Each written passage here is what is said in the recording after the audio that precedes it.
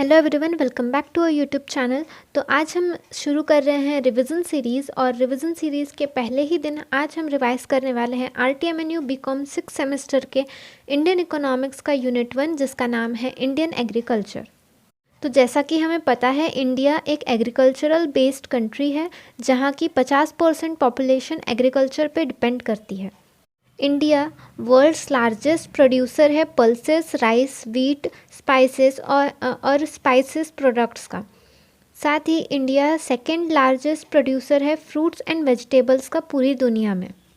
ये सारी चीज़ें आपको MCQ अगर आते हैं तो उसमें भी हेल्प करेंगी, और अगर आपके पेपर ऑफलाइन होते हैं तो उसमें भी आपको पॉइंट्स बनाने के लिए हेल्प करेंगी। ये था इंट्रोडक्शन। अब जाते हैं नेक्स्ट स्टेप के और, जो कि है role of agriculture in the Indian economy. Indian economy में एग्रीकल्चर का क्या रोल है ये दिखाया गया है। फर्स्ट पॉइंट है सोर्स ऑफ लाइवलीहुड। तो इंडिया की 2/3 वर्किंग पॉपुलेशन डायरेक्टली एंगेज है एग्रीकल्चर से, और इसीलिए वो सिमिलरली डिपेंडेंट भी है उनके लाइवलीहुड के लिए एग्रीकल्चर पे। तो एग्रीकल्चर काफ़ी इम्पॉर्टेंट है काफ़ी लोगों के लाइवलीहुड के लिए। सेकेंड पॉइंट है सोर्स ऑफ फूड सप्लाई। तो एग्रीकल्चर मेजर सोर्स है फूड सप्लाई का। एग्रीकल्चर हमारे हाउस होल्ड कंजम्पशन का 60% हमारे एग्रीकल्चरल प्रोडक्ट से ही हमें रिसीव होता है। धीरे धीरे इंडिया सेल्फ सफिशिएंट बनते जा रहा है इन रिस्पेक्ट ऑफ फूड।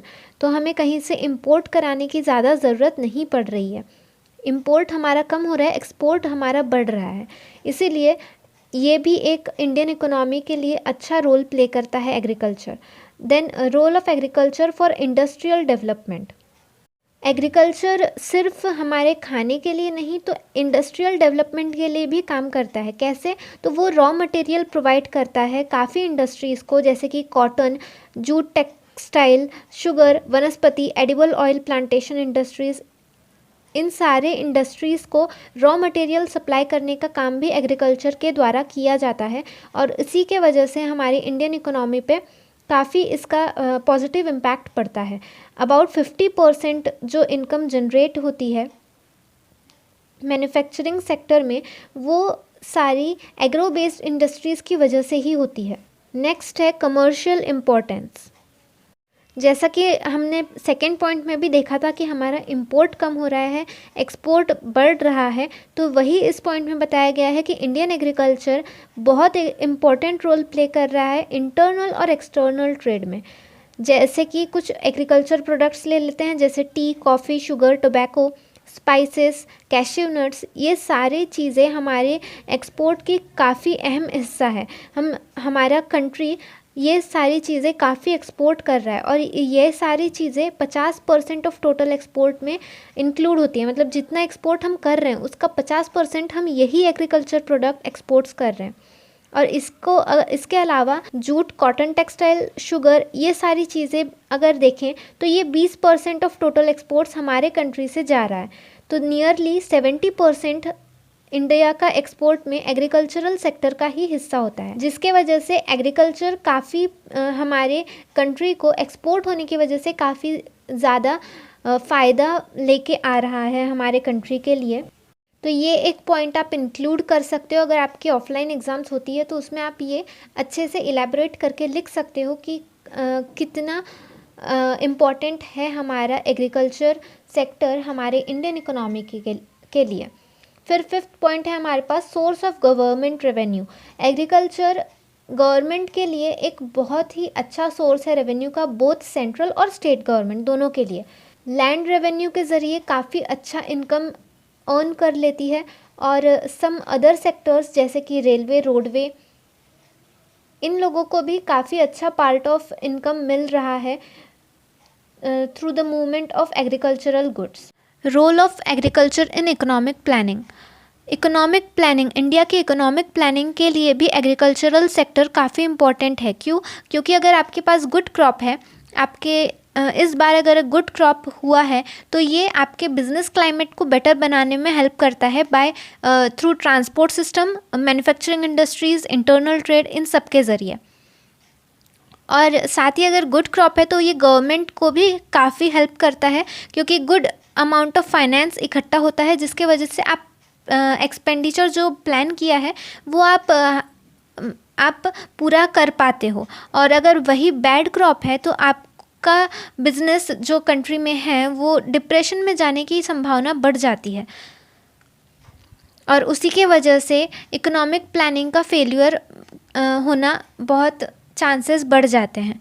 इसीलिए एग्रीकल्चरल सेक्टर काफ़ी इम्पॉर्टेंट रोल प्ले करता है इंडिया जैसी कंट्री के लिए, और इसीलिए इंडियन इकोनॉमी अभी भी एग्रीकल्चरल सेक्टर पे काफ़ी डिपेंड करती है इकोनॉमिक प्लानिंग के लिए। नेक्स्ट है हमारा पॉवर्टी रिडक्शन, क्योंकि हमेशा से एग्रीकल्चर एक सोर्स ऑफ लाइवलीहुड और फूड सिक्योरिटी के लिए एक सोर्स बना हुआ है काफ़ी लोगों के लिए जो कि लो इनकम या पुअर हैं या जो वल्नरेबल सेक्शन से बिलोंग करते हैं, उनके लिए एग्रीकल्चर हमेशा से एक अच्छा सेक्शन रहा है, अच्छा सेक्टर रहा है। इसीलिए ये पॉवर्टी रिडक्शन में भी बहुत हेल्प करता है। और ऐसा भी माना जाता है कि एग्रीकल्चर में अगर 1% भी ग्रोथ होता है तो ये आपके नॉन एग्रीकल्चरल सेक्टर से 2 से 3 गुना ज़्यादा इफ़ेक्टिव होता है पॉवर्टी रिड्यूस करने में। तो इसीलिए एग्रीकल्चर सेक्टर पॉवर्टी रिडक्शन में काफ़ी अहम रोल प्ले करता है, ऐसा माना जाता है। नेक्स्ट है हमारे पास क्रिएशन ऑफ इंफ्रास्ट्रक्चर। सिर्फ एग्रीकल्चर में जो आप प्रोड्यूस करते हो, जितना प्रोडक्शन होता है उतना ही काफ़ी नहीं है, हमें ट्रांसपोर्ट करना है, तो उसके लिए ट्रांसपोर्टेशन फैसिलिटी, रोड फैसिलिटी, उसे स्टोर करके रखना है तो स्टोरेज फैसिलिटी, ये सारी चीज़ें भी हमें रिक्वायर्ड होती हैं। और इसीलिए यहाँ पे क्रिएशन ऑफ इंफ्रास्ट्रक्चर एक पॉइंट दिया गया है, जिसकी वजह से एग्रीकल्चर के वजह से हमारे बाकी चीज़ों का भी डेवलपमेंट होता है, जैसे road, market yard, storage, transportation, railways, postal services और ऐसे ही काफ़ी सारी इंफ्रास्ट्रक्चर। नेक्स्ट पॉइंट है हमारे पास helpful to reduce inequality. Agriculture inequality को भी रिड्यूस करने में हेल्प करता है, क्योंकि जैसे कि हमें पता है रूरल और अर्बन एरियाज़ में इनकम की इनइक्वालिटी बहुत होती है, और इसी को रिड्यूस करने के लिए यहाँ पर ज़रूरी है कि हायर प्रायोरिटी एग्रीकल्चर को दी जाए। तो एग्रीकल्चर के प्रॉस्पेरिटी से रूरल पॉपुलेशन की इनकम काफ़ी हद तक रेज़ हो जाएगी, और उसके वजह से जो अर्बन और रूरल के बीच का जो इनइक्वालिटी है वो कम होने में मदद होती है। इसीलिए एग्रीकल्चर का यहाँ पे भी एक काफ़ी अहम रोल होता है। नेक्स्ट है helpful in phasing out economic depression के दौरान इंडस्ट्रियल प्रोडक्शन काफ़ी हद तक स्टॉप कर दिया जाता है या फिर रिड्यूस कर दिया जाता है, बट एग्रीकल्चरल प्रोडक्शन कभी भी हम स्टॉप नहीं कर सकते हैं, उन्हें कंटिन्यू ही रखना पड़ता है, क्योंकि ये बेसिक नेसेसिटी प्रोड्यूस करते हैं, और एग्रीकल्चर के बिना हमारी नेसेसिटीज़, जो बेसिक नेसेसिटी है वो फुलफ़िल नहीं हो सकती, इसीलिए उसे कभी भी स्टॉप नहीं किया जाता है। और इसीलिए ये हमेशा एक इफ़ेक्टिव डिमांड क्रिएट करते ही रहते हैं, भले ही कितना भी एडवर्स कंडीशन क्यों ना आ जाए इकोनॉमी में। तो ये भी एक इम्पॉर्टेंट रोल है हमारे एग्रीकल्चरल सेक्टर का इंडियन इकोनॉमी में। नेक्स्ट है improving rural welfare. Rural areas के लोग काफ़ी इंक्लूड होते हैं एग्रीकल्चर में, और इसीलिए यहाँ पे रूरल इकोनॉमी इम्प्रूव करने के लिए काफ़ी मदद होती है एग्रीकल्चर के द्वारा, और यहाँ पे काफ़ी ऑक्यूपेशंस भी काफ़ी लोगों को अपॉर्चुनिटी मिलती है कि वो काम कर सकें और अपनी लाइवलीहुड अच्छा बना सकें, वो अच्छी ज़िंदगी जी सकें। इसीलिए ये एक रूरल वेलफेयर इम्प्रूव करने के लिए भी काम करता है। साथ ही साथ employment opportunities for rural people, ये भी एक पॉइंट है जिसमें आपको बताया गया है कि रूरल पीपल के लिए काफ़ी ज़्यादा एम्प्लॉयमेंट अपॉर्चुनिटीज़ एग्रीकल्चर के द्वारा बनती है, और इसी एम्प्लॉयमेंट अपॉर्चुनिटी के वजह से उनका वेलफेयर लाइवलीहुड अच्छा होता है, जिसके वजह से वो भी अपनी इनकम जो है वो जनरेट कर पाते हैं और अच्छा लाइफस्टाइल जी पाते हैं। तो यही एग्रीकल्चर का हमारे इंडियन इकोनॉमी पे यही सारे रोल्स होते हैं। ये सारे रोल्स आप लर्न कर सकते हो, अगर आपको ऑफलाइन एग्ज़ाम होती है तो उसमें आप ये सारे पॉइंट्स अच्छे से डिस्क्राइब कर सकते हो। नेक्स्ट हमारा टॉपिक है कोऑपरेटिव फार्मिंग। तो कोऑपरेटिव फार्मिंग क्या होता है? कोऑपरेटिव फार्मिंग यानी कि ऐसी फार्मिंग प्रैक्टिस जहाँ पे कई सारे फार्मर्स मिल के आते हैं और अपना रिसोर्सेस अपने अपने सारे रिसोर्सेस इकट्ठा करते हैं, एक जगह लाते हैं और कोऑपरेटिव बेसिस पे यानी कि मिल के काम करते हैं और बाद में जो भी सरप्लस आता है वो अपने अपने कंट्रीब्यूशन के हिसाब से बांट लेते हैं। तो इसे कोऑपरेटिव फार्मिंग कहा जाता है। इंडिया में क्योंकि कई लोगों के पास बहुत ही छोटी छोटी होल्डिंग्स होती हैं, तो इसीलिए इन्हें ये कोऑपरेटिव फार्मिंग के वजह से काफ़ी मदद हो जाती है। और अगर इन स्मॉल होल्डिंग्स पे अगर कोई भी कल्टीवेशन किया जाता है तो ये काफ़ी अनइकोनॉमिक और अनप्रॉफिटेबल होता है। इसीलिए अगर वो सारे मिल के कोऑपरेटिव फार्मिंग करते हैं तो उन्हें काफ़ी ज़्यादा फ़ायदा भी होता है और साथ ही उन्हें एक दूसरे की मदद भी मिलती है। कोऑपरेटिव फार्मिंग में जनरली 5 फीचर्स आने ही चाहिए। फर्स्ट है कि joining of the farmers in the system of is voluntary, यानी कि कोऑपरेटिव फार्मिंग में फार्मर्स इकट्ठे होने ज़रूरी है। एक फार्मर कोऑपरेटिव फार्मिंग नहीं कर सकता है, उसके लिए आपको कुछ फार्मर्स लगेंगे जो कि एक साथ आ रहे हों और वो कोऑपरेटिव फार्मिंग क्रिएट करेंगे। फिर है farmers retain their right to land, वो लैंड किसी और को ट्रांसफ़र नहीं होती है, बस काम कोऑपरेटिवली होता है। थर्ड पॉइंट है farmers pool their land, life stock and other implements, farmers जितने भी इकट्ठे हुए हैं कोऑपरेटिव फार्मिंग के लिए वो अपने अपने लैंड, लाइफ स्टॉक्स यानी कि जो गाय बैल भैंस जो भी होते हैं वो, और अदर इम्प्लीमेंट जो भी खेती के लिए और आवश्यक सामान होते हैं, वो सारी चीज़ें इकट्ठा सारे के सारे फार्मर्स मिल के करते हैं। फोर्थ फीचर है the entire farm is managed as a single unit and the management is elected by all the members, पूरा का पूरा खेत सिंगल यूनिट द्वारा मैनेज किया जाता है और मैनेजमेंट जो होता है वो इलेक्ट किया जाता है। सारे जितने भी मेंबर्स हैं उस कोऑपरेटिव फार्मिंग में, उन सारों को सारे मिल के एक मैनेजमेंट को इलेक्ट करते हैं और वो उस फार्म को मैनेज करता है।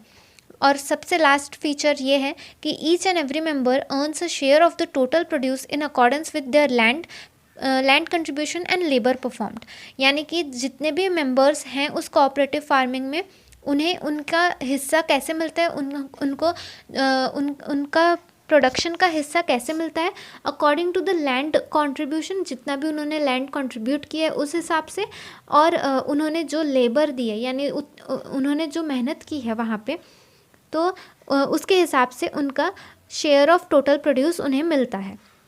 ये थे 5 फीचर्स ऑफ कोऑपरेटिव फार्मिंग। अब इसके एडवांटेज क्या हैं और डिसएडवांटेज क्या है वो देख लेते हैं। Advantage of cooperative farming, first है इजी क्रेडिट। कोऑपरेटिव फार्मिंग में क्रेडिट इजीली मिल जाता है क्योंकि यहाँ पर भरोसा ज़्यादा बनता है। इंडिविजुअल फार्मिंग में सिर्फ एक ही बंदा होता है जिस पे आप भरोसा जल्दी नहीं कर सकते हो, अगर मतलब पैसे डूबने के चांसेस ज़्यादा होते हैं। इसीलिए कोऑपरेटिव फार्मिंग में क्रेडिट इजीली मिल जाता है जो कि आपका फर्स्ट एडवांटेज है। सेकंड है बेनिफिट ऑफ लार्ज स्केल, यहाँ पर आप लार्ज स्केल का बेनिफिट ले सकते हो क्योंकि काफ़ी सारे फार्मर्स एक साथ आ रहे हैं, तो उनका रिसोर्सेज मिला के एक अच्छा लार्ज स्केल पे आप प्रोडक्शन कर सकते हो। तो ट्रैक्टर्स, हार्वेस्टिंग मशीन्स, ये सारी चीज़ें भी आप ज़्यादा मतलब बड़ी जो मशीनरीज़ होती हैं वो भी आप परचेज़ कर सकते हो। क्यों? क्योंकि आपके साथ फार्मर्स काफ़ी सारे जुड़े हुए हैं। थर्ड है यूज़ ऑफ टेक्नोलॉजी। एक अगर अकेला फार्मर है तो वो ज़्यादातर टेक्नोलॉजी यूज़ नहीं कर पाएगा, बट अगर बहुत सारे फार्मर्स आके कोऑपरेटिव फार्मिंग कर रहे हैं तो क्योंकि उनके पास कोऑपरेटिव पुल ऑफ रिसोर्सेस है तो वो काफ़ी सारे डिफरेंट वेरियस मशीन्स खरीद सकते हैं जिसके द्वारा उनकी जो फार्मिंग है वो काफ़ी ईजी हो सकती है।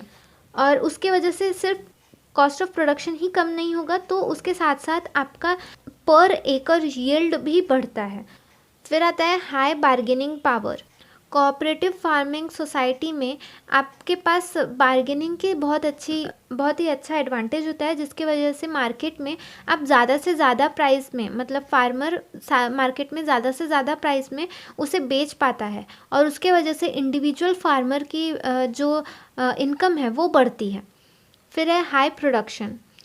क्योंकि हम मिल के काम कर रहे हैं, कोऑपरेटिव फार्मिंग है यहाँ पे, तो यहाँ पे प्रोडक्शन भी हाई होगा क्योंकि यहाँ पे रॉ मटेरियल हम काफ़ी सारा लगा सकते हैं। हमारे पास रिसोर्सेज का एक पूल है, यानी कि हम सबसे इकट्ठा कर रहे हैं, तो इसीलिए प्रोडक्शन बढ़ाने के लिए काफ़ी अच्छा एक एडवांटेज है कोऑपरेटिव फार्मिंग का।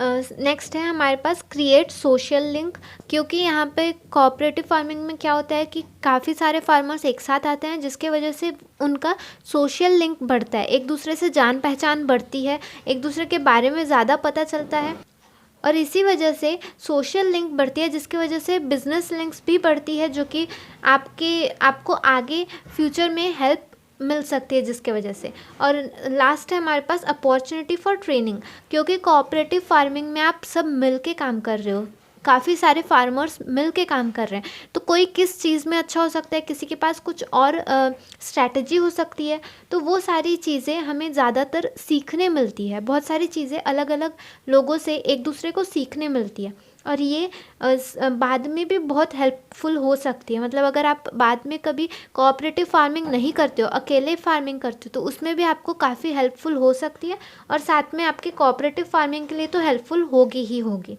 नेक्स्ट है हमारे पास disadvantage of cooperative farming. Improper work style. Cooperative farming में क्या होता है, कई बार फार्मर्स का वर्क स्टाइल सही नहीं होता है। कुछ लोग सही से काम करते हैं, कुछ लोग सोचते हैं कि अरे बाकी लोग तो हैं ही, वो कर लेंगे काम, और इसी वजह से काफ़ी बार क्या होता है कि डिस्प्यूट्स होने के चांसेस बढ़ जाते हैं। ये एक डिसएडवांटेज है हमारे कोऑपरेटिव फार्मिंग का। नेक्स्ट है पुअर सपोर्ट। इंडियन ब्यूरोक्रेसी में कोई भी फेथ या सपोर्ट नहीं दिखा है कोऑपरेटिव फार्मिंग के फेवर में। फिर है lack of professional skills. Cooperative farming में जैसा कि हमने देखा कि वर्क स्टाइल बिल्कुल प्रॉपर नहीं होती है, इम्प्रॉपर होती है, जिसकी वजह से मैनेजमेंट भी सही नहीं होता है, वहाँ पे प्रोफेशनल स्किल्स काफ़ी कम होते हैं, और उसके वजह से काफ़ी टाइम करप्ट प्रैक्टिसेस भी देखे जाते हैं, जहाँ पर जिसके वजह से मेंबर्स का जो कॉन्फिडेंस है वो कम होता है, और इसी वजह से ये एक डिसएडवांटेज माना गया है। फिर बेटर अल्टरनेटिव्स। कोऑपरेटिव फार्मिंग सिर्फ एक लौता एग्रीकल्चरल प्रोडक्टिविटी रेस करने का ज़रिया नहीं है, कुछ और भी बेटर अल्टरनेटिव्स मार्केट में अवेलेबल हैं, तो लोग उसे ज़्यादा प्रेफर करते हैं कोऑपरेटिव फार्मिंग के बदले। और फिर है लॉस्ट ऑफ इंडिपेंडेंस। यहाँ पे कोऑपरेटिव फार्मिंग में आपका खुद का इंडिपेंडेंस नहीं होता है, यहाँ पे आपको सबकी सुननी पड़ती है, आपका खुद का इकलौता निर्णय आप नहीं ले सकते हो, इसीलिए यहाँ पे इंडिपेंडेंस का लॉस होता है, जो कि काफ़ी सारे फार्मर्स को बिल्कुल अच्छा नहीं लगता है। और इन सारी चीज़ों की वजह से कोऑपरेटिव फार्मिंग कई बार नहीं इम्प्लीमेंट की जा सकती। नेक्स्ट टॉपिक है हमारा कोऑपरेटिव मार्केटिंग। जैसा कि हमने पहले देखा कोऑपरेटिव फार्मिंग, तो कोऑपरेटिव फार्मिंग में क्या होता था कि सारे फार्मर्स आके एक साथ मिलके फार्मिंग एक साथ करते थे, तो उसे कोऑपरेटिव फार्मिंग बोला जाता था। कोऑपरेटिव मार्केटिंग क्या है, यहाँ पर भी सारे फार्मर्स एक साथ आते हैं, बट यहाँ पर क्या होता है, जैसे कि आपने हमेशा सुना होगा कि फार्मर्स जब भी अपना प्रोड्यूस जो भी उनके फार्म में प्रोडक्शन हुआ है वो सेल करते हैं, तो उन्हें काफ़ी लो प्राइजेस मिलती है उसके बदले में, और इसीलिए ये काफ़ी ज़रूरी बन जाता है कि वो सारे फार्मर्स साथ में आए और वो अपना प्रोड्यूस मिलाकर उसे एक अच्छे प्राइस पे बेचें। तो इसी को बोला जाता है कोऑपरेटिव मार्केटिंग। यहाँ पे सारे फार्मर्स आते हैं, इंडिविजुअल फार्मर्स आते हैं, अपना प्रोड्यूस लेके आते हैं, जो भी उनके फार्म में प्रोडक्शन हुआ है वो लेके आते हैं, और उसे कलेक्टिवली मार्केट करते हैं, यानी उसे बेचते हैं, तो उसे कोऑपरेटिव मार्केटिंग बोला जाता है। और उसके बाद जो भी उनका जितना भी उन्होंने प्रोड्यूस का शेयर लगाया था मार्केट करने के लिए, तो उसी के प्रोपोर्शन में उनको इनकम मिल जाता है। मेंबरशिप। कोऑपरेटिव मार्केटिंग के 2 टाइप के मेंबर्स होते हैं, जैसे कि फर्स्ट है ऑर्डिनरी मेंबर और सेकंड है नॉमिनल मेंबर।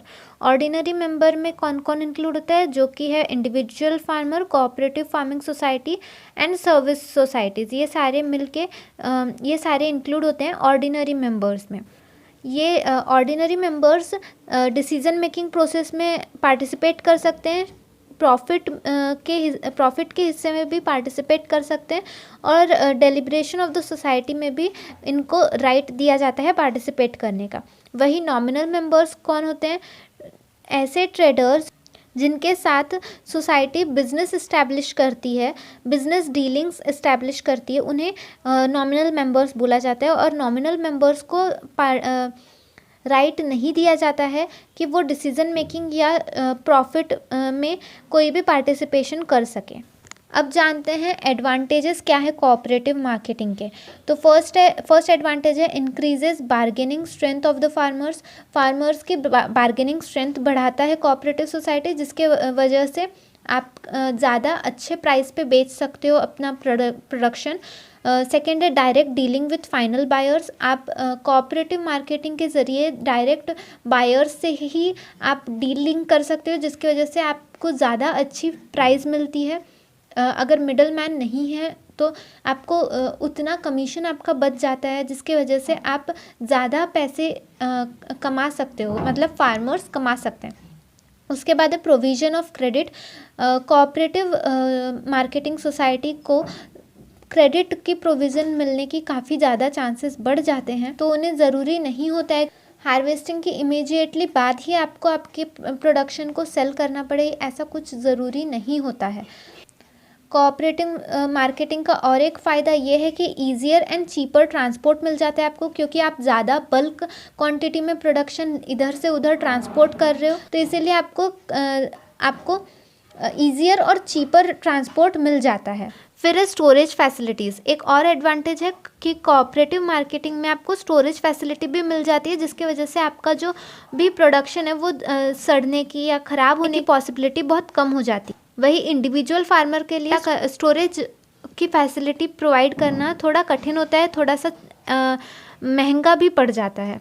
उसके बाद है डिसएडवांटेजेस और प्रॉब्लम्स। तो डिसएडवांटेज क्या है कोऑपरेटिव मार्केटिंग की? फर्स्ट डिसएडवांटेज कोऑपरेटिव मार्केटिंग का है कि स्मॉल स्केल। कोऑपरेटिव मार्केटिंग बहुत स्मॉल स्केल पे काम करता है, जिसके वजह से उसका बिजनेस काफ़ी स्मॉल होता है, और इसीलिए वो काफ़ी मेंबर्स की ज़रूरतों को पूरा नहीं कर पाता है। तो ये एक डिसएडवांटेज हो जाता है कोऑपरेटिव मार्केटिंग का।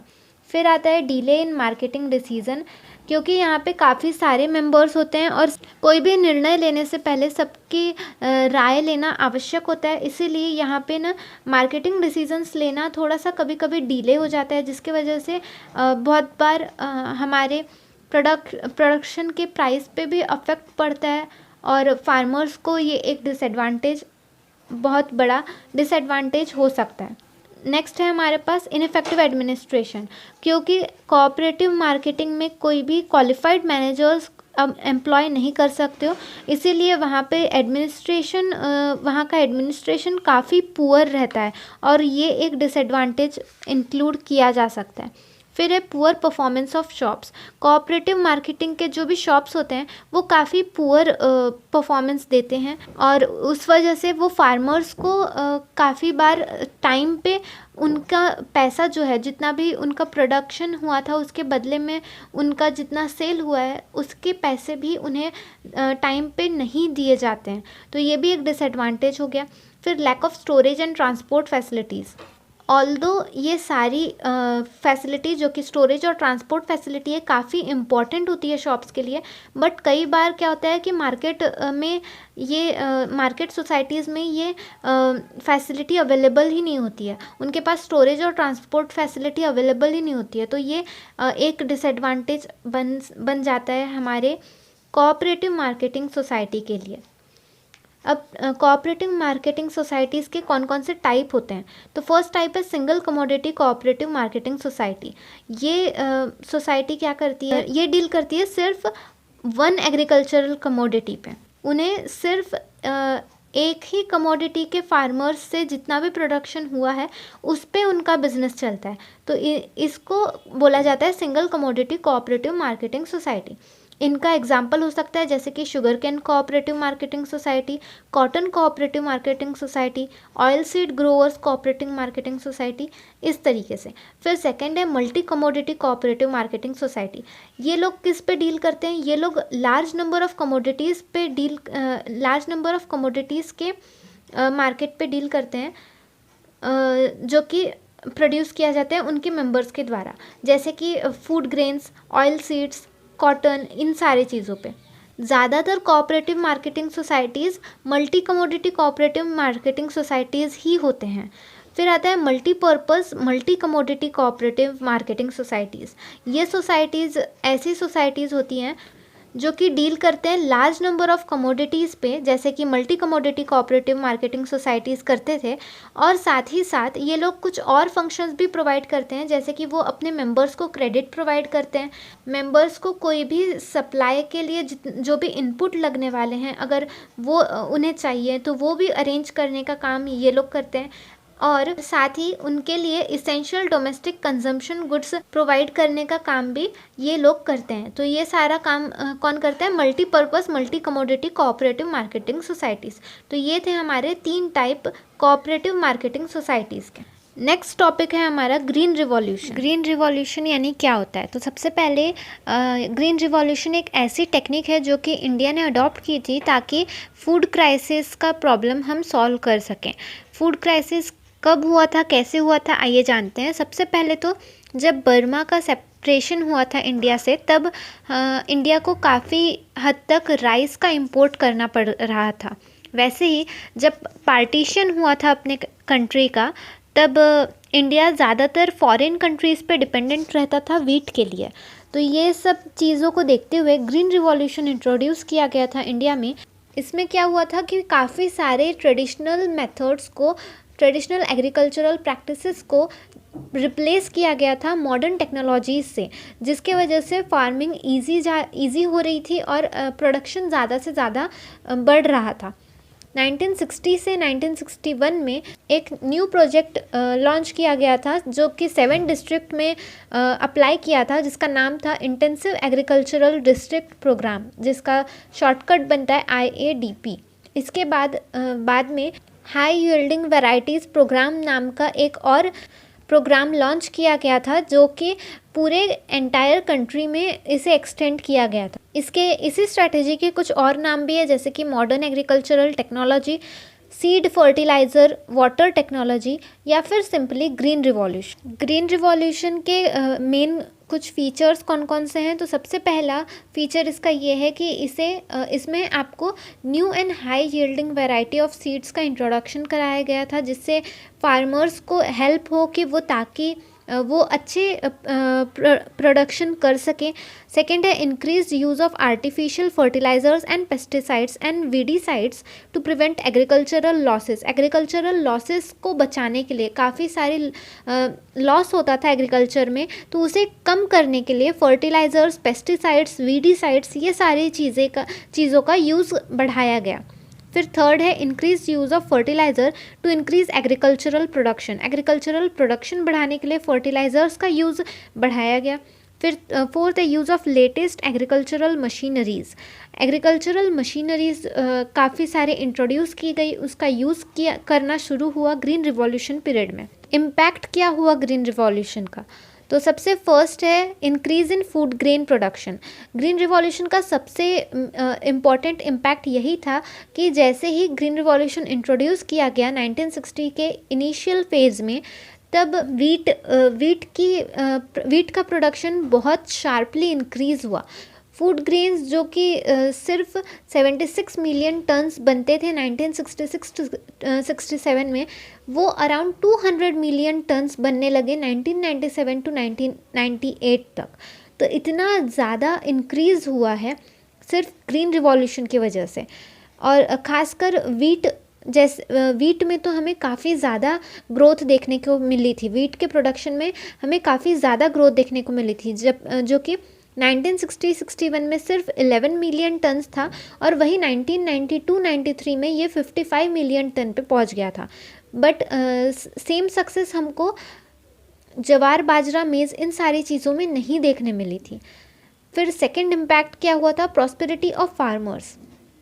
इसके वजह से जो भी रिच फार्मर्स थे, जिनके पास काफ़ी लैंड पहले से अवेलेबल था, जैसे कि 10 हेक्टर्स ऑफ लैंड, इतने बड़े बड़े लैंड जिनके पास पहले से अवेलेबल थे, उनके लिए ये काफ़ी अच्छा रिवॉल्यूशन था, और इसके वजह से वो काफ़ी ज़्यादा रिच बनने की ओर जा रहे थे और उनकी अर्निंग काफ़ी अच्छी हो रही थी।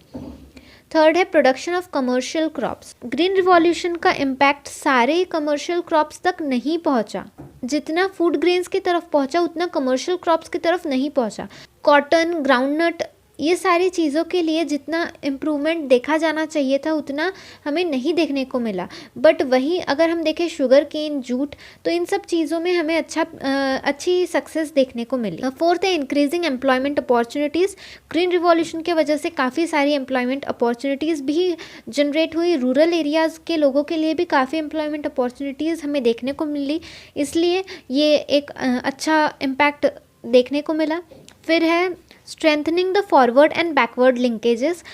ग्रीन रिवॉल्यूशन के वजह से सिर्फ फॉरवर्ड ही नहीं तो बैकवर्ड लिंकेजेस भी स्ट्रेंथन हुए। ट्रेडिशनल मेथड में भी आपको एग्रीकल्चर में फॉरवर्ड लिंकेज अच्छा देखने को मिलता ही था, क्योंकि जो भी एग्रीकल्चर प्रोड्यूस होता था वो फर्दर आप रॉ मटेरियल के जैसे इंडस्ट्री में वगैरह यूज़ करते थे, तो ये था फॉरवर्ड लिंकेज।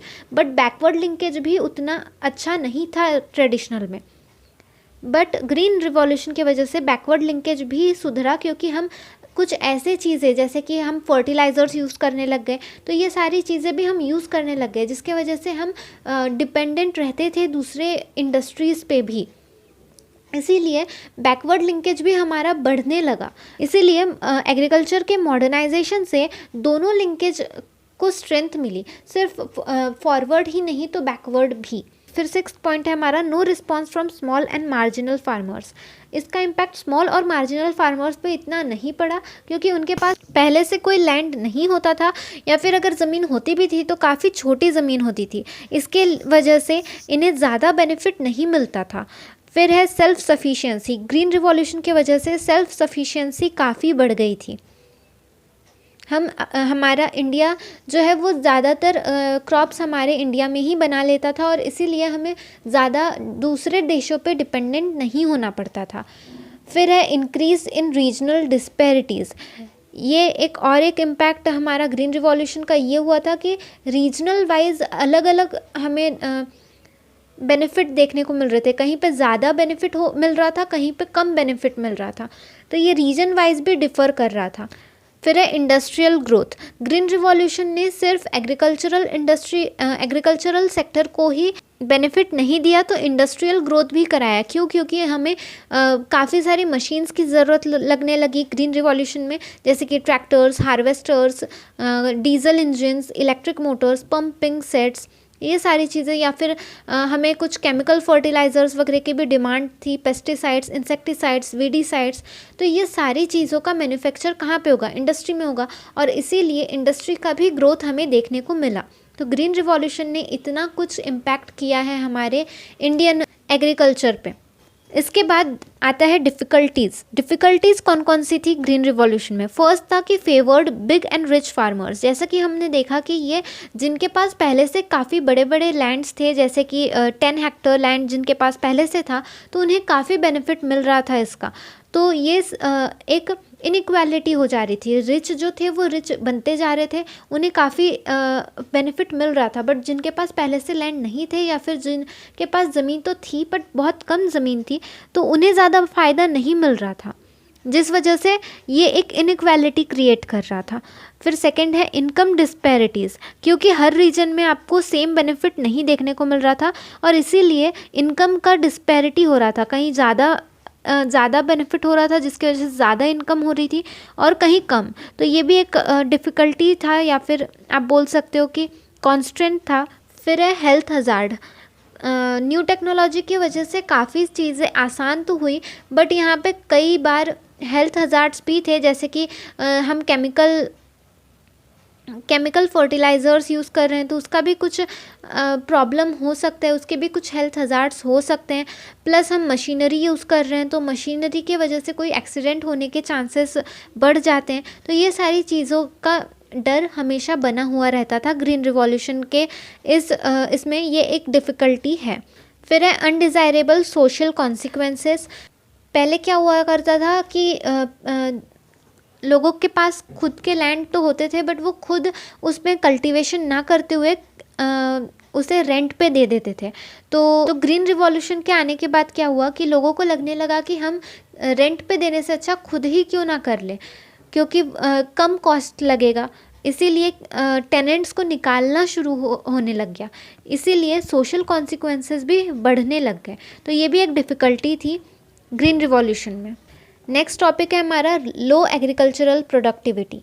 भले ही हमारे इंडिया में आप बोलते हैं कि इंडिया एग्रीकल्चरल बेस्ड कंट्री है, फिर भी इंडियन एग्रीकल्चर की कंडीशन अभी भी बैकवर्ड है। तो कौन कौन से फैक्टर्स हैं ऐसे जो कि एग्रीकल्चरल प्रोडक्टिविटी को अफेक्ट करने के लिए, लो करने के लिए रिस्पॉन्सिबल हैं?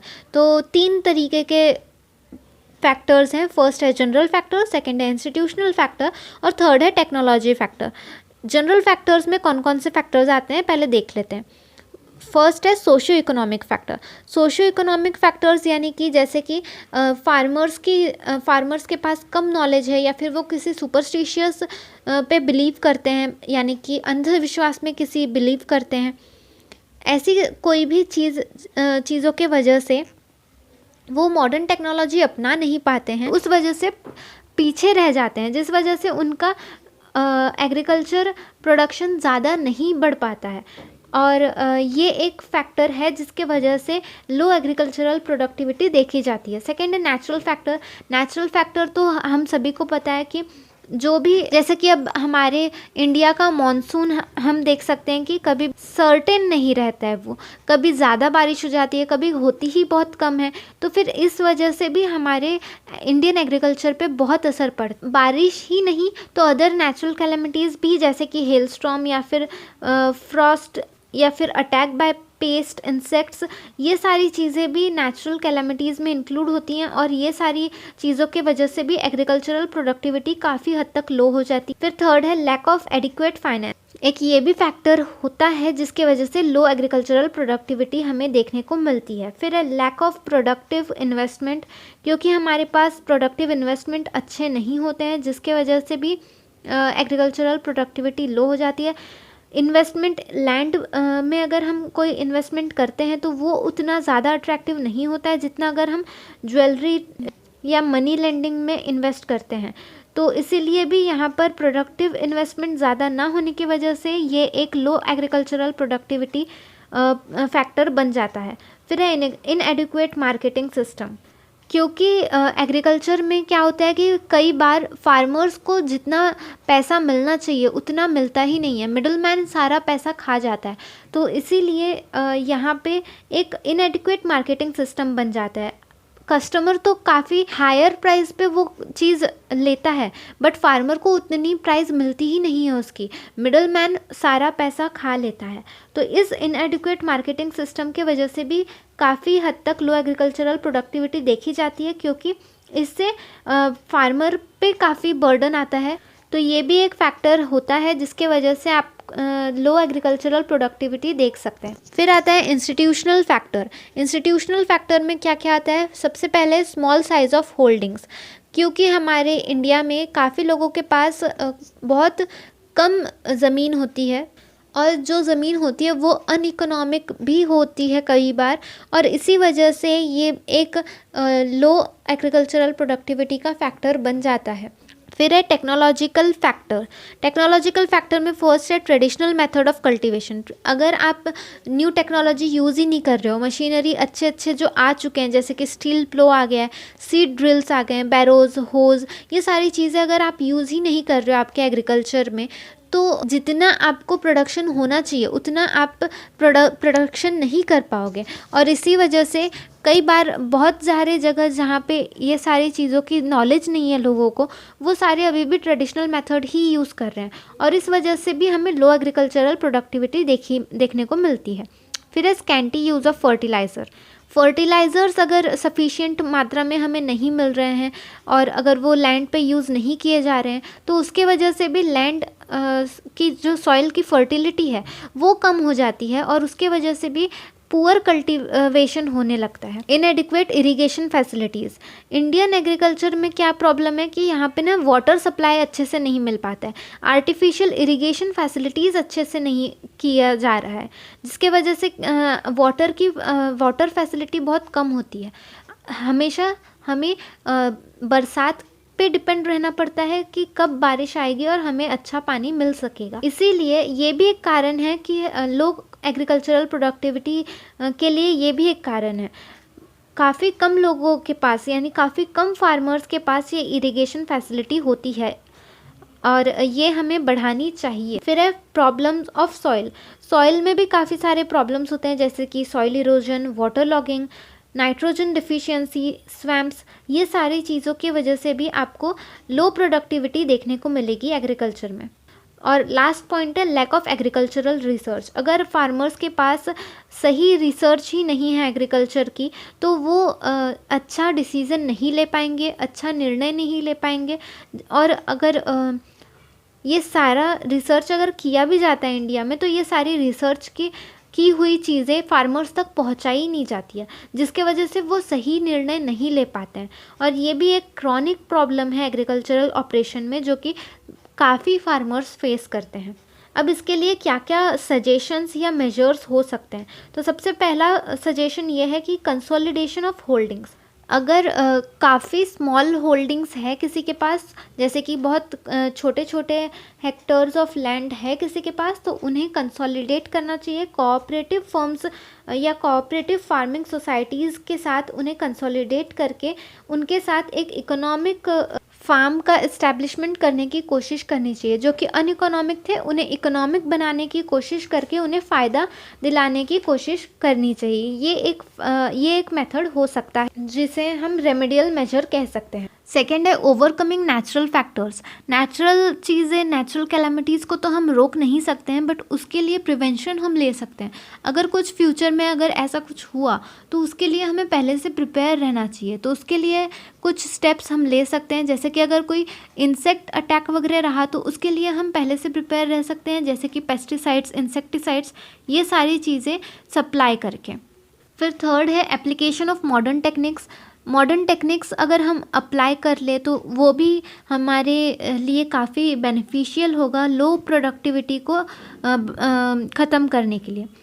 फिर है ह्यूमन डेवलपमेंट। फार्मर्स को अगर हम अच्छी नॉलेज दें, उन्हें टेक्निकल एजुकेशन दें, उन्हें सारी चीज़ों के बारे में अगर समझा के बताएं, उनके पास सही इन्फॉर्मेशन पहुँचे, तो वो जो एक प्रॉब्लम है लो प्रोडक्टिविटी का, वो हम ख़त्म कर सकते हैं। तो ये भी एक सल्यूशन है जो कि आप इंक्लूड कर सकते हो। फिर है transport facilities. Transport facilities available करा के देनी चाहिए फार्मर्स को, ताकि वो अपने प्रोडक्शन जो भी प्रोड्यूस हो रहा है उनके फार्म में, वो मार्केट तक ले जा सके और वहाँ वो डायरेक्ट सेल कर सके, जिसके वजह से मिडल मैन का जो प्रॉब्लम है वो कट होने के चांसेस यहाँ पे होते हैं। फिर इरिगेशन फैसिलिटीज़। जैसा कि हमने देखा कि काफ़ी कम लोगों के पास इरिगेशन फैसिलिटीज़ होती हैं, और ये फैसिलिटी ज़्यादा से ज़्यादा फार्मर्स तक जानी चाहिए, जिसके वजह से प्रॉपर वाटर सप्लाई हो सके और क्रॉप्स सही से ग्रो हो सके। सप्लाई ऑफ क्वालिटी सीड्स, यानी कि क्वालिटी सीड्स कोऑपरेटिव सोसाइटी या विलेज पंचायत के द्वारा फार्मर्स को बेचे जाने चाहिए, जिसकी वजह से फार्मर्स के पास एक अवेयरनेस पहुँचे, वो सही सीड्स यूज़ करें, ताकि उन्हें भी मुनाफा हो, उन्हें भी फ़ायदा हो। एग्रीकल्चरल एजुकेशन, जैसे कि मैंने आपको बताया कि टेक्निकल नॉलेज देना काफ़ी इम्पॉर्टेंट है, क्योंकि काफ़ी लोगों को टेक्निकल इन्फॉर्मेशन नहीं होती है, न्यू मशीनरीज़ के बारे में नहीं पता होता है। तो अगर ये सारी एजुकेशन उन तक पहुंचती है, तो वो उन्हें काफ़ी मदद कर सकता है। और एग्रीकल्चरल एजुकेशन, जैसे कि कौन से क्रॉप सही होते हैं, कौन से सीज़न में कौन से क्रॉप लगने चाहिए, कौन सी बातें ध्यान में रखनी चाहिए, ये सारी छोटी छोटी बातें भी उन्हें फार्मर्स तक ये सारी बातें भी पहुंचनी बहुत इम्पॉर्टेंट है। Help to small farmers. Small या फिर मार्जिनल फार्मर्स जो हैं, जिनके पास ज़्यादा लैंड नहीं है, तो उन्हें भी हेल्प करनी चाहिए through providing high yielding variety seeds, fertilizers और न्यू एग्रीकल्चरल टेक्निक्स के बारे में भी उन्हें बताना चाहिए। उन्हें लोन प्रोवाइड करना चाहिए, लोन फैसिलिटी देनी चाहिए, वो भी कंसेशनल रेट ऑफ इंटरेस्ट के साथ। तो ये भी एक सल्यूशन हो सकता है हमारे लो प्रोडक्टिविटी ऑफ एग्रीकल्चर को ख़त्म करने के लिए। नेक्स्ट टॉपिक है हमारा एग्रीकल्चर मार्केटिंग। एग्रीकल्चर मार्केटिंग में दो शब्द होते हैं, एग्रीकल्चर और मार्केटिंग। एग्रीकल्चर यानी कि क्या, यानी ऐसी एक्टिविटी जहाँ पे नेचुरल रिसोर्सेज का यूज़ करके, नेचुरल रिसोर्सेज हम यूज़ करते हैं ह्यूमन वेलफेयर के लिए, और इसके ज़रिए आप कुछ प्रोडक्ट प्रोड्यूस कर। मार्केटिंग यानी ऐसी एक्टिविटी जो जिसमें आप एक गुड को प्रोडक्शन के पॉइंट से उठाकर उसे मूव करते हो कंजम्पशन के पॉइंट तक। इस एक्टिविटी को बोला जाता है मार्केटिंग। तो ये दोनों के मिक्सचर को एग्रीकल्चर मार्केटिंग बोला जाता है। तो एग्रीकल्चरल मार्केटिंग में ऐसी सारी एक्टिविटीज़ आती हैं जैसे कि grading, storing, transporting and selling of the agricultural produce. Agriculture marketing क्या होता है ये तो हमने जान लिया, पर इसका एडवांटेज क्या है, क्यों हमें फॉलो करना चाहिए, ये सब देखते हैं हम आगे। फर्स्ट पॉइंट है employment opportunity. Agriculture marketing sector के वजह से आपके रूरल एरियाज़ में काफ़ी एम्प्लॉयमेंट जनरेट होती है, और उसके वजह से रूरल एरियाज़ में भी काफ़ी लोगों को एम्प्लॉयमेंट मिल पाती है। तो ये एक एडवांटेज है एग्रीकल्चरल मार्केटिंग का। सेकंड है एलिमिनेशन ऑफ इंटरमीडियरीज। जैसा कि हमने देखा कि फार्मर्स लोगों के बीच में और हमारे बीच में, यानी कंज्यूमर और फार्मर के बीच में काफ़ी सारे इंटरमीडियरीज होते हैं जो कि काफ़ी सारा पैसा बीच में ही खा लेते हैं, और फार्मर्स को सही कीमत नहीं मिल पाती है उनके प्रोड्यूस की। इसीलिए इस एग्रीकल्चरल मार्केटिंग को अपना के आप इंटरमीडियरीज को एलिमिनेट कर सकते हैं, और इसके वजह से फार्मर्स को उनकी सही कीमत भी मिल सकती है, ताकि क्योंकि वो डायरेक्ट अगर कंज्यूमर से कांटेक्ट करेंगे तो कंज्यूमर का भी फ़ायदा होगा, क्योंकि कंज्यूमर को भी थोड़ा कम कीमत में मिल जाएगा प्रोडक्ट, और साथ ही फार्मर्स का तो फ़ायदा होगा ही। फिर थर्ड है improving the condition of agricultural farmer. क्योंकि फार्मर्स को अच्छा प्राइस मिलने लग जाएगा, क्योंकि इंटरमीडियरीज कम हो रही हैं, तो फार्मर्स को सही पैसा मिलने लग जाएगा, जिसकी वजह से उनकी जो कंडीशन है वो इम्प्रूव होने में काफ़ी मदद होगी। ये भी एक एडवांटेज है एग्रीकल्चरल मार्केटिंग का। फिर है रीजनेबल प्राइस। जैसा हमने देखा, डायरेक्ट अगर कंज्यूमर से संपर्क होता है फार्मर का तो इंटरमीडियरीज कम होती हैं, और उसके वजह से जो बीच में कमीशन वगैरह के चार्जेस थे वो कम हो जाते हैं, और उसके वजह से कंज्यूमर को भी कम कीमत में रीजनेबल प्राइस में अच्छा प्रोडक्ट मिल जाता है, और ये भी एक एडवांटेज होगी। इसके बाद हम देखते हैं कुछ डिसएडवांटेजेस। जहाँ एडवांटेजेस होते हैं वहीं डिसएडवांटेजेस भी होते हैं। तो एग्रीकल्चरल मार्केटिंग के कौन से डिसएडवांटेज है? फर्स्ट है डिस्ट्रेस सेल। क्योंकि काफ़ी सारे फार्मर्स को क्रेडिट फैसिलिटीज़ अवेलेबल नहीं होती है, और इसलिए उन्हें जल्द से जल्द अपना प्रोडक्ट बेचना होता है। इसीलिए अगर उन्हें कुछ ज़्यादा अच्छे भाव के बायर्स नहीं भी मिले तो भी उन्हें जल्दी ही अपना प्रोडक्ट स्ट्रेस में आके बेच ही देना पड़ता है, क्योंकि उनको जल्दी से जल्दी उनका पैसा वापस करना होता है, जो भी मनी लेंडर्स से उन्होंने पैसे लिए थे। तो कई बार क्या होता है कि मनी लेंडर्स जिनसे उन्होंने पैसे लिए उन्हें ही वो कम कीमत में अपना प्रोडक्ट बेच देते हैं। तो ये डिस्ट्रेस सेल की एक डिसएडवांटेज हमको देखने को मिलती है। फिर है लैक ऑफ ऑर्गेनाइजेशन। क्योंकि हमारे इंडिया में काफ़ी सारे स्मॉल फार्मर्स हैं जो कि कई जगह पे स्प्रेड है, मतलब एक ही जगह पे सारे फार्मर्स हैं ऐसा नहीं है, और इसीलिए इन सारों को एक साथ ऑर्गेनाइज करना काफ़ी मुश्किल काम है, और इसके लिए मिडलमैन की ज़रूरत पड़ती ही है बहुत बार, ताकि असेंबलिंग, ग्रेडिंग, प्रोसेसिंग ये सारे फंक्शन अच्छे से हो पाए। तो इस वजह से भी ये एक डिसएडवांटेज बन जाता है। फिर है lack of standard weights and measure. कई जगह अलग अलग वेट्स यूज़ किए जाते हैं, और उस वजह से एक ही प्रोडक्ट का वेट थोड़ा थोड़ा स्लाइटली डिफ़र होते रहता है हर जगह, और उसके वजह से भी काफ़ी बार कॉम्प्लिकेशंस आते हैं, और ये एक डिसएडवांटेज बन जाता है एग्रीकल्चरल मार्केटिंग का। फिर है मार्केट चार्जेस। एग्रीकल्चरल प्रोड्यूस जितना भी हुआ है उसे ले जाना, उसका वज़न करना, उसको लोड करना, ये सारी चीज़ों का ना छोटा छोटा चार्जेस लगा दिया जाता है, और ये सारी चीज़ें बेयर कौन करता है? फार्मर। तो फार्मर के ही ऊपर इन सारी चीज़ों का चार्ज रहता है।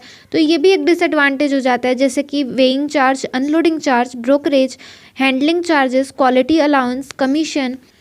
तो ऐसा माना जाता है कि जितना फार्मर के इनकम होती है उसमें से 22% तो इन्हीं सारे चार्जेस में लग जाता है। तो ये बहुत बड़ा डिसएडवांटेज है एग्रीकल्चरल मार्केटिंग का। फिर है lack of storage facility. Farmers के पास सही स्टोरेज फैसिलिटीज़ अवेलेबल नहीं होती है, वेयर हाउसिंग फैसिलिटीज़ अवेलेबल नहीं होती है, जिसके वजह से उन्हें जल्द से जल्द अपना सामान ख़राब होने से पहले उन्हें बेचना होता है अपना प्रोडक्ट।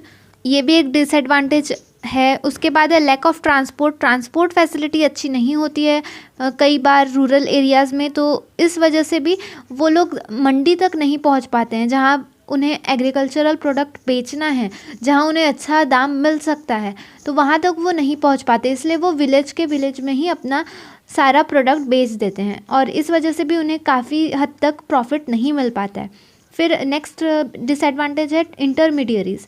जैसा कि हमने देखा था, इंटरमीडियरीज़ काफ़ी सारे होते हैं और वो काफ़ी सारे चार्जेस क्लेम करते हैं, जिसके वजह से फार्मर को काफ़ी नुकसान होता है, तो ये भी एक हमारा डिसएडवांटेज के अंदर आता है। फिर है मैल प्रैक्टिसेस इन द मार्केट, क्योंकि मार्केट में इंटरमीडियरीज़ काफ़ी सारे इंक्लूड होते हैं, तो उन लोग कई बार क्या करते हैं कि फॉल्स वेट यूज़ कर लेते हैं, जिसके वजह से जितने किलो का वो प्रोडक्ट है भी नहीं तो भी वो उतने किलो का दिखा देता है और उस वजह से ज़्यादा प्रोडक्ट उन लोग ले लेते हैं कम कीमत में, तो ये एक माल प्रैक्टिसेस हो सकता है। सेकंड है एडल्ट्रेशन, यानी कि मिलावट करना। कुछ आप फार्मर से सही क्वालिटी के प्रोडक्ट लेके उसमें कुछ मिलावट करके फिर बाद में कंज्यूमर तक बेचते हो, तो इसमें भी इंटरमीडियरी का फ़ायदा हो जाता है, बट फार्मर्स का नुकसान तो होता ही है और कंज्यूमर का भी हेल्थ इश्यूज़ होने के चांसेस बहुत ज़्यादा बढ़ जाते हैं। और थर्ड है ब्लैक मार्केटिंग या होर्डिंग। ये सारी चीज़ें माल प्रैक्टिसेस एक डिसएडवांटेज के तौर पे देखी जाती है एग्रीकल्चरल मार्केटिंग में। फिर है अनरेगुलेटेड मार्केट, क्योंकि यहाँ पे मार्केट रेगुलेटेड नहीं है, तो कोई भी मैल प्रैक्टिसेस हुई भी तो उसे प्रिवेंट नहीं किया जा सकता है। अगर कोई फॉल्स वेट या फॉल्स मेजर यूज़ भी कर रहा है तो उसे रोकने के लिए कोई ज़रिया नहीं है, और इसी वजह से जो स्मॉल और पुअर फार्मर्स है, जो इग्नोरेंट है, वो लोग फंस जाते हैं इन सब चीज़ों में। फिर लैक ऑफ मार्केट इंटेलिजेंस। काफ़ी सारे फार्मर्स को मार्केट इंटेलिजेंस पता ही नहीं होता है, उन्हें मार्केट में क्या भाव चल रहा है वो पता ही नहीं होता है, जिस वजह से उनका काफ़ी नुकसान होता है। अब जानते हैं, ये सारे डिसएडवांटेज तो हमने जान लिए, बट इसके पीछे अगर कुछ हम इसे सॉल्व करने के लिए क्या कुछ कर सकते हैं, तो इसके लिए कुछ रेमेडियल मेजर्स यहाँ पे दिए गए हैं।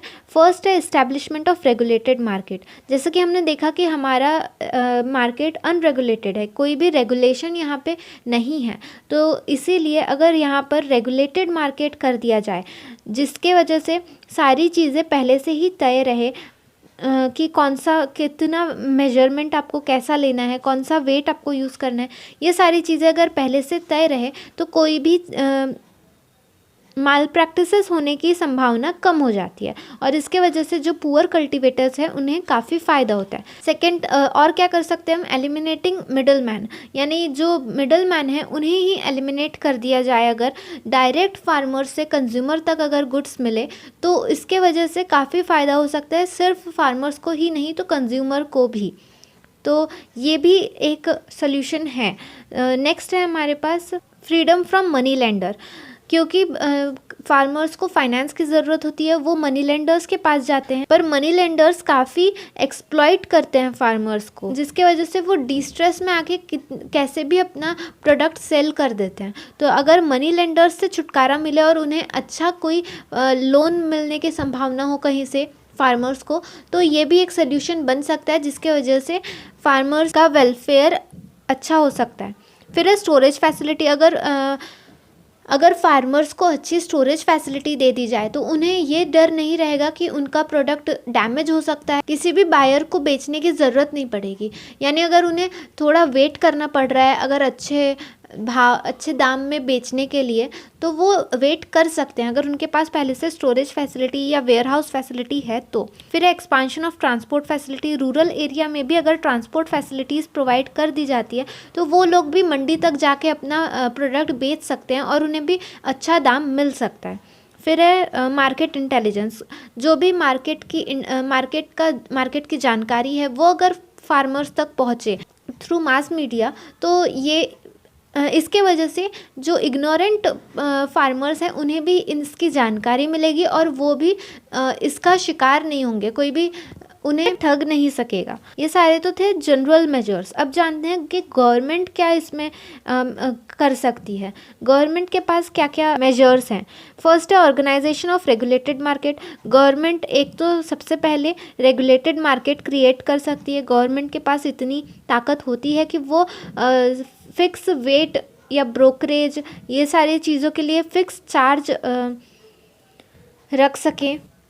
अप टू डेट और रिलायबल मार्केट इन्फॉर्मेशन फार्मर्स तक पहुंच सके, ये सारी चीज़ें भी गवर्नमेंट के हाथ में होती है। तो ये सारी चीज़ें अगर रेगुलेटेड मार्केट के ज़रिए किया जाए तो काफ़ी हद तक फार्मर्स को इसका फ़ायदा मिल सकता। ग्रेडिंग एंड स्टैंडर्डाइजेशन, तो अगर जो भी आपके एग्रीकल्चरल प्रोड्यूस हो रहा है, जैसे कि अगर कोई कॉटन, वेजिटेबल ऑयल, घी, cream, butter, egg, rice, wheat, jaggery, pulses, honey, ground spices, ये सारी चीज़ों में अगर ग्रेडिंग हो जाए, यानी कि अगर क्वालिटी कंट्रोल लेबोरेटरी जो सेटअप होती है वहाँ से अगर आपको ग्रेडिंग मिल जाए तो इससे आपका प्रोडक्ट और ही अच्छे दाम में बिक सकता है। तो ये सारी चीज़ें भी हो सकती है। जैसे कि नागपुर में भी ये सेटअप किया गया है सेंट्रल क्वालिटी कंट्रोल लेबोरेटरी। फिर है यूज़ ऑफ स्टैंडर्ड वेट, जैसे कि हमने पहले भी देखा कि कई लोग अलग अलग तरीके के वेट यूज़ करते हैं। तो ये एक गवर्नमेंट की तरफ से इनिशिएटिव किया जा सकता है कि स्टैंडर्ड वेट दे दिया जाए, जिसके वजह से कोई भी वेट में अगर प्रॉब्लम की जा रही है कहीं बीच में तो वो कम हो सके। तो ये सारे तरीके अपनाकर फार्मर्स की मदद की जा सकती है। नेक्स्ट है हमारा topic agricultural finance. Agricultural finance क्या होता है? एग्रीकल्चरल फाइनेंस यानी कि ऐसी स्टडी जिसमें फार्मर्स को क्रेडिट फैसिलिटी प्रोवाइड करना या उन्हें फाइनेंसिंग की फैसिलिटी प्रोवाइड करना, ये काम की स्टडी को एग्रीकल्चरल फाइनेंसिंग बोला जाता है। किस तरीके से आपको फाइनेंस की सुविधा मिल सकती है, तो ये सारी चीज़ें आपको यहाँ पर देखने को मिलेंगी। फर्स्ट है सोर्स। फर्स्ट हम जान लेते हैं कौन से सोर्स होते हैं एग्रीकल्चरल फाइनेंस के। दो तरीके से आप एग्रीकल्चरल फाइनेंस ले सकते हो। फर्स्ट है नॉन इंस्टीट्यूशनल सोर्स और सेकंड है इंस्टीट्यूशनल सोर्स। तो नॉन इंस्टीट्यूशनल सोर्स कौन कौन से होते हैं? फर्स्ट है मनी लेंडर। मनी लेंडर जैसे कि ट्रेडिशनल वे में भी होता था कि मनी लेंडर से लोग पैसे लेते थे और उनके तरफ से जो भी क्रेडिट फैसिलिटी मिलती थी उस पर वो अपना काम करके उनका पैसा वापस करते थे। तो यहाँ पे दो तरीके के मनी लेंडर है। फर्स्ट है प्रोफेशनल मनी लेंडर और सेकंड है एग्रीकल्चरिस्ट मनी लेंडर। फिर आते हैं ट्रेडर एंड कमीशन एजेंट। ये भी ट्रेडिशनल मेथड में यूज़ किए जाते थे। ये लोग क्रॉप्स के मैच्योरिटी के पहले ही आपको लोन प्रोवाइड करते हैं प्रोडक्टिव पर्पस के लिए, और जब ये क्रॉप्स मैच्योर हो जाते हैं, जब इन्हें सेल करने की बारी आती है, तो वो फार्मर्स को फोर्स करते हैं कि वो उन्हें कम दाम में और काफ़ी सारे हैवी कमीशन के साथ उसे बेचें। नेक्स्ट है रिलेटिव्स की तरफ से भी आप अपने पैसे फाइनेंस ले सकते हो। फिर है लैंडलॉर्ड्स। कई बार क्या होता है कि फार्मिंग खुद के लैंड पे नहीं की जाती है, लैंडलॉर्ड से लैंड लिया जाता है, वहाँ पे फार्मिंग होती है टेनेंट के द्वारा, यानी कि जो भी किराएदार है उसके द्वारा, और बाकी जितना भी प्रोड्यूस होता है उसमें से फिर जो उसका हिस्सा है वो उस फार्मर को यानी कि टेनेंट को दिया जाता है। तो यहाँ पे भी अगर टेनेंट को कोई फाइनेंशियल रिक्वायरमेंट की ज़रूरत है तो वो लैंडलॉर्ड से ले सकता है। तो ये भी एक सोर्स है फाइनेंस का। फिर आता है इंस्टीट्यूशनल सोर्सेस। इंस्टीट्यूशनल सोर्सेस में कौन कौन है? फर्स्ट तो है गवर्नमेंट से आप फाइनेंस ले सकते हो, लोन ले सकते हो।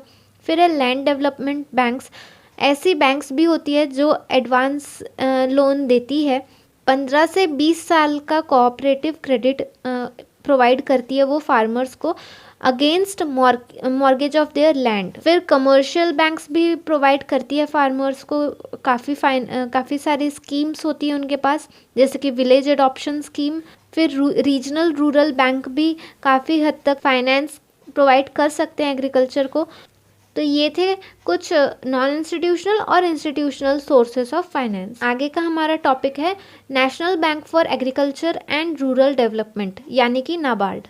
नाबार्ड एक एपेक्स इंस्टीट्यूशन माना जाता है जो कि short, medium and long term credit देता है फार्मर्स को, ताकि वो अपना एग्रीकल्चरल फाइनेंस तो कर ही सके, साथ ही साथ कुछ एलाइड एक्टिविटीज़ जैसे कि प्रोसेसिंग, स्टोरेज, ये सारी चीज़ें भी कर सके। नाबार्ड ने अपना फंक्शनिंग स्टार्ट किया 12 जुलाई 1982 से, और उनके पास ऑथराइज शेयर कैपिटल 500 करोड़ है और पेड अप कैपिटल उनका 100 करोड़ है। इसमें सेंट्रल गवर्नमेंट और आरबीआई दोनों ने इक्वली कंट्रीब्यूट किया है।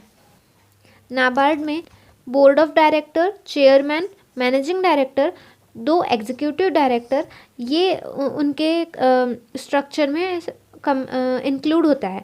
उसके बाद यही executive directors head office 26 head office department, 28 regional office और 6 ट्रेनिंग एस्टेब्लिशमेंट्स के तरफ ध्यान रखते हैं।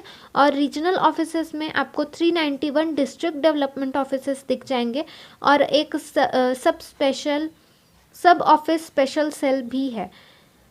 नाबार्ड काफ़ी इम्पोर्टेंट रोल प्ले कर रहा है क्रेडिट फैसिलिटी प्रोवाइड करने में, एग्रीकल्चरल के लिए ही नहीं तो स्मॉल स्केल और कॉटेज इंडस्ट्री, हैंडीक्राफ्ट और काफ़ी सारे rural craft and various other allied activities के लिए भी ये क्रेडिट फैसिलिटी प्रोवाइड करता है हमारे रूरल एरियाज़ में। सिर्फ फार्मर्स को ही नहीं तो काफ़ी सारे रूरल पीपल को नाबार्ड हेल्प कर रहा है। नेक्स्ट टॉपिक है हमारा विदर्भाज एग्रीकल्चर। महाराष्ट्र में विदर्भ और मराठवाड़ा ये दोनों ऐसी जगह हैं जहाँ पे काफ़ी फार्मर सुसाइड की खबरें हमें देखने को मिलती है। 1995 से 2013 के बीच में महाराष्ट्र ने सबसे ज़्यादा फार्मर सुसाइड की खबरें महाराष्ट्र में देखने को मिली थी, जिसमें 60,750 फार्मर्स ने सुसाइड कमिट किया था इस पीरियड में। विदर्भ रीजन का एग्रीकल्चर ज़्यादातर 11 डिस्ट्रिक्ट में कंप्राइज है, जिसमें इंक्लूड होता है यवतमाल, अकोला, अमरावती, वर्धा, बुल्ढाना, वाशिम, नागपुर, चंद्रपुर, भंडारा, गढ़चिरौली एंड गोंदिया। यहाँ पे ज़्यादातर agriculture cotton, soybean, pigeon peas, chick peas, इन सारे चीज़ों का होता है। और यहाँ पे जितना भी क्रॉप लगता है वो ज़्यादातर रेन फेड होता है, यानी कि ये ज़्यादातर बारिश पे डिपेंड करता है। काफ़ी सारी प्रॉब्लम्स है जिसके वजह से सुसाइड नोट बहुत बढ़ गया था, जैसे कि लैक ऑफ लिटरेसी, ज़्यादा न्यू टेक्नोलॉजीज़ के बारे में जानकारी ना होना, मॉडर्न एग्रीकल्चरल टेक्निक्स यूज़ ना करना, और मॉडर्न एग्रीकल्चरल टेक्निक्स कॉस्टली होने की वजह से भी काफ़ी प्रॉब्लम्स देखने को मिल रही थी। साथ ही पॉलिटिकल बिल्कुल भी यहाँ पे इंटरफेरेंस नहीं मिल रहा था, कोई भी पॉलिटिकल पार्टी सपोर्ट नहीं कर रही थी। कल्टीवेशन का कॉस्ट दिन ब दिन बढ़ ही रहा था। उसके बाद कुछ फैसिलिटीज़ जैसे कि इरिगेशन फैसिलिटीज़ प्रोवाइडेड नहीं थी। फार्मर्स रेन पे ही डिपेंडेंट थे कोई भी फार्मिंग के लिए। ये सारी प्रॉब्लम हमें विदर्भ एग्रीकल्चर में देखने को मिल रही थी। तो अब इसके लिए सॉल्यूशन क्या है, रेमेडीज़ क्या हैं कि उनका स्ट्रेस थोड़ा कम किया जा सके। फर्स्ट है इरिगेशन फैसिलिटी बाय गवर्नमेंट की तरफ से फार्मर्स को इरिगेशन फैसिलिटीज़ प्रोवाइड करनी चाहिए, ताकि अगर सही यूज़ हो सके वाटर जो सिर्फ समुंदर में बहा दिया जाता था, एक्स्ट्रा वाटर जो भी होता था, तो उसे अगर प्योर करके उसी का यूज़ हम अगर फार्मिंग में करते हैं तो उसके वजह से जो फार्मर्स रेन पे डिपेंडेंट होते थे या जिनके पास जब बहुत गर्मियों के सीज़न में पानी की कमी होती थी तो वो ये पानी यूज़ कर सकते थे अपने फार्मिंग में, और इसके वजह से काफ़ी हद तक उन्हें नुकसान टाला जा सकता था। फिर है वाटर मैनेजमेंट। सिर्फ वाटर की कमी ही नहीं तो वाटर का सही से मैनेजमेंट करने की कमी के वजह से भी हमारे विदर्भ के एग्रीकल्चर पे बहुत असर पड़ा था। वाटर को अगर सही से स्टोर करके रख सकते थे अगर हम किसी टैंक में या फिर लेक में, तो ये सारा पानी आप एग्रीकल्चर के लिए यूज़ कर सकते थे, इरिगेशन के लिए यूज़ कर सकते थे। फिर स्पेशल एग्रीकल्चरल जोन या कैंप, ये भी एक सोल्यूशन हो सकता है कि जैसे इंडस्ट्रियल जोन होते हैं जहाँ पे सिर्फ इंडस्ट्रियल वर्क होता है, वैसे ही अगर कुछ एरिया को एग्रीकल्चरल जोन घोषित कर दिया जाए जहाँ पे सिर्फ एग्रीकल्चरल रिलेटेड काम हो, तो इस वजह से भी काफ़ी हद तक हेल्प हो सकती है फार्मर्स को। Supportive sources for farmers, farmers को अगर जानकारी दी जाए कि वो सिर्फ जो रिलेटेड फार्मिंग है वही नहीं, तो उसके साथ साथ कुछ और सपोर्टिव सोर्सेज का भी इस्तेमाल कर सकते हैं, जैसे डेयरी, फिशरी, पोल्ट्री, इन सारे अलाइड एक्टिविटीज़ को भी अडॉप्ट कर सकते हैं। तो ये अगर उन्हें जानकारी मिले तो वो और उसमें अच्छा काम कर सकते हैं। फिर weather risk management system, weather कैसा होने वाला है, अगर कुछ ज़्यादा खराबी आने वाली है वेदर में आगे जाके, तो ये अगर पहले ही फार्मर्स को पता चल जाए तो इससे भी काफ़ी हद तक उन्हें विदर्भ के फार्मर्स को हेल्प मिल सकता है, जिसके वजह से वो अपने कुछ प्रिवेंशंस ले सकते हैं। फिर है प्रोवाइडिंग इफ़ेक्टिव लोन स्कीम्स, अगर फार्मर्स को सही लोन स्कीम्स दिया जाए, ज़्यादा इंटरेस्ट ना हो और क्रेडिट फैसिलिटी भी अच्छी मिले, क्रेडिट पीरियड सही मिले, तो उन्हें काफ़ी कम स्ट्रेस रहेगा, जिसके वजह से वो सही से काम कर पाएंगे और सुसाइड रेट भी काफ़ी हद तक कम हो जाएगा। फिर scientific innovation and agricultural modernisation, agricultural modernisation के लिए कॉस्टली तो होता है, बट अगर कुछ और उसमें इनोवेशंस लाए जाए और काफ़ी सारी रिसर्च की जाए जिसके वजह से फार्मर्स को हेल्प हो और उनका कॉस्ट भी कम हो, तो इसके वजह से भी काफ़ी हेल्प हो सकती है और ये एक सल्यूशन, बहुत ही अच्छा सल्यूशन बन सकता है। फिर एग्रीकल्चरल फार्मर ट्रेनिंग, फार्मर को अगर अच्छी ट्रेनिंग दी जाए, साइंटिफिक मेथड यूज़ करने के बारे में या फिर न्यू टेक्नोलॉजी यूज़ करने के बारे में सिखाया जाए विदर्भ फार्मर्स को, तो उन्हें काफ़ी हेल्प होगी, उनका कॉस्ट भी बचेगा, टाइम भी बचेगा, प्रोडक्ट भी बहुत ही अच्छा आएगा, क्वालिटी प्रोडक्ट आएगा, जिसके वजह से उन्हें दाम भी अच्छा मिलेगा और इन सारे चीज़ों की वजह से फार्मर सुसाइड रेट काफ़ी हद तक कम हो जाएगा। एंड लास्ट पॉइंट है काउंसलिंग टू फार्मर्स, अगर फार्मर्स के साथ सही से काउंसलिंग की जाए, उन्हें उनका जो सेल्फ कॉन्फिडेंस कम हो चुका है वो अगर बढ़ाया जाए थ्रू काउंसलिंग, गवर्नमेंट की तरफ से इनिशिएटिव लिया जा सकता है, तो ये काउंसलिंग के वजह से भी उन्हें सेल्फ कॉन्फिडेंस बूस्ट करने में मदद मिलेगी, जिसके वजह से वो सही काम कर पाएंगे और उन्हें खुद पे भरोसा रहेगा, स्पिरिचुअली भी वो स्ट्रांग रहेंगे, तो वो सुसाइड करने का थॉट उनके दिमाग में नहीं आएगा। ये सारे मेजर्स हम ले सकते हैं, गवर्नमेंट ले सकती है, जिसके वजह से विदर्भ का एग्रीकल्चर सुधर सकता है और फार्मर्स के दिमाग में भी सुसाइड का थॉट कम हो सकता है। तो ये था आपका चैप्टर नंबर 1, यूनिट नंबर 1, जिसका नाम था इंडियन एग्रीकल्चर। अगर आपको ये चैप्टर अच्छा लगा हो तो वीडियो को लाइक करना ना भूलें, अपने दोस्तों के साथ इसे ज़रूर शेयर करें। आपको कोई भी डाउट हो तो आप कमेंट सेक्शन में मुझे पूछ सकते हो और इसके आगे के चैप्टर्स के लिए हमारे चैनल पर जुड़े रहें। हमारे चैनल को सब्सक्राइब करके बेल आइकॉन प्रेस करना ना भूलें। Thank you so much.